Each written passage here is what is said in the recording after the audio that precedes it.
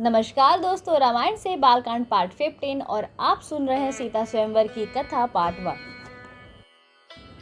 ऋषि विश्वामित्र राम और लक्ष्मण को लेकर यज्ञ मंडप में गए। यज्ञ मंडप को अत्यंत सुरुचि के साथ सजाया गया था। उस भव्य मंडप को देखकर लगता था मानो वह देवराज इंद्र का दरबार हो। देश देशांतर के राजा महाराजाओं के बैठने की अति सुंदर व्यवस्था की गई थी। मंडप के ऊपर बहुमूल्य रत्नों से बने झालर युक्त आकर्षक वस्त्रों का वितान तना हुआ था।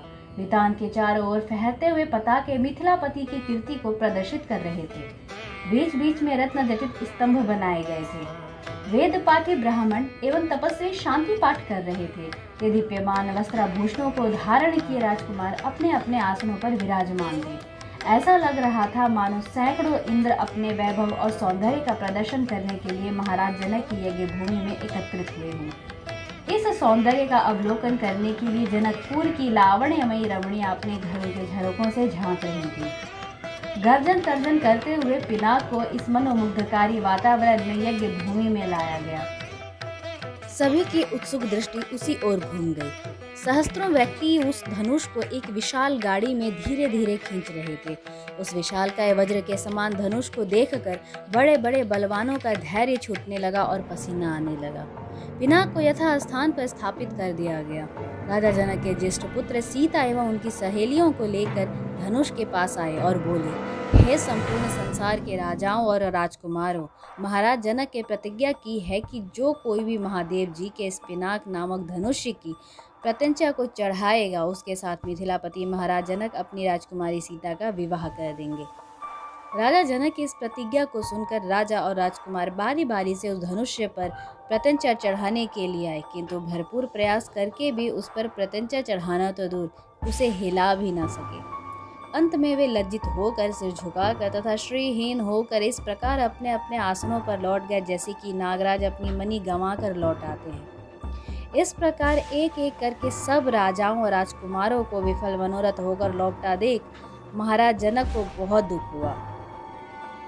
उन्होंने बड़ी निराशा के साथ मर्मभेदी स्वर में कहा, संपूर्ण संसार के विख्यात शक्तिशाली योद्धा यहाँ विद्यमान हैं, किंतु बड़े दुख की बात है कि उनमें से कोई भी पिनाक पर प्रत्यंचा नहीं चढ़ा सका। उनकी इस असफलता को देखकर ऐसा प्रतीत होता है कि पृथ्वी शूरवीर क्षत्रियों से खाली हो गई है।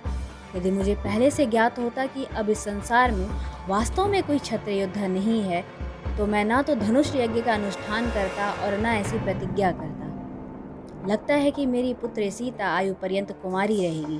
परमात्मा ने उसके भाग्य में विवाह लिखा ही नहीं है। महाराज जनक की यह बात सुनकर उन सभी राजाओं और राजकुमारों ने, जो अपनी असफलता से पहले ही लज्जित हो रहे थे, शुभ मन से दृष्टि नीचे झुका ली। राजा जनक के द्वारा की गई इस भर्त्सना का उनके पास कोई उत्तर न था, परंतु अयोध्या के छोटे राजकुमार लक्ष्मण को मिथिलापति द्वारा समस्त क्षत्रियों पर लगाया गया लांछन सहन नहीं हुआ। कुपित होकर उन्होंने अपनी भ्रिकुटी चढ़ा ली और तीखे शब्दों में बोले, हे मिथिला के स्वामी राजा जनक, आपके ये शब्द सर्वथा अनुचित और सूर्यकुल तथा रघुवंश का अपमान करने वाले हैं। आश्चर्य है, आपने ऐसे अपमानजनक शब्द कहने का साहस कैसे किया? जहाँ प्रतापी सूर्यकुल का साधारण व्यक्ति विद्यमान हो, वहाँ भी कोई इस प्रकार तिरस्कार भरे शब्द कहने से पूर्व अनेक बार विचार करता है। फिर यहाँ तो सूर्यकुल के मणि श्री रामचंद्र साक्षात विराजमान हैं। आप शिव के इस पुराने पिनाक की इतनी गरिमा सिद्ध करना चाहते हैं। मैं बिना किसी अभिमान के कह सकता हूँ, इस पुराने धनुष की तो बात ही क्या है। यदि मैं चाहूँ तो अपनी भुजाओं के बल से धनुष के स्वामी महादेव सहित संपूर्ण सुमेरु पर्वत को हिला कर रख दूँ। इस विशाल पृथ्वी को अभी इसी समय रसातल में पहुँचा दूँ। ऐसा कहते हुए लक्ष्मण के नेत्र क्रोध से लाल हो गए। उनकी भुजाएं फड़कने लगीं और उनका संपूर्ण शरीर क्रोध की ज्वाला के कारण थर थर कांपने लगा।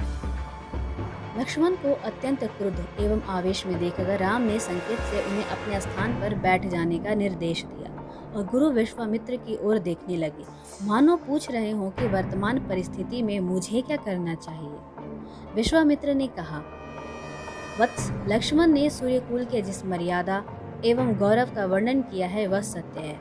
अब तुम धनुष पर प्रत्यंचा चढ़ाकर लक्ष्मण के वचन को सिद्ध करके दिखाओ। गुरु की आज्ञा पाकर रामचंद्र मंद गति से पग बढ़ाते हुए शिव जी के धनुष के पास पहुंचे। राम को धनुष की ओर जाते देख सीता और उनकी सखियां तथा जनकपुरी के समस्त दर्शकगण अत्यंत प्रसन्न हुए, किंतु उनकी प्रसन्नता को संशय ने घेर लिया। वे सोचने लगे कि जब विश्वविख्यात शक्तिशाली राजा और राजकुमार इस शिव जी के धनुष को हिला नहीं सके, तो राम जैसे सुकुमार किशोर पिनाक की प्रत्यंचा चढ़ाने में कैसे सफल हो सकेंगे।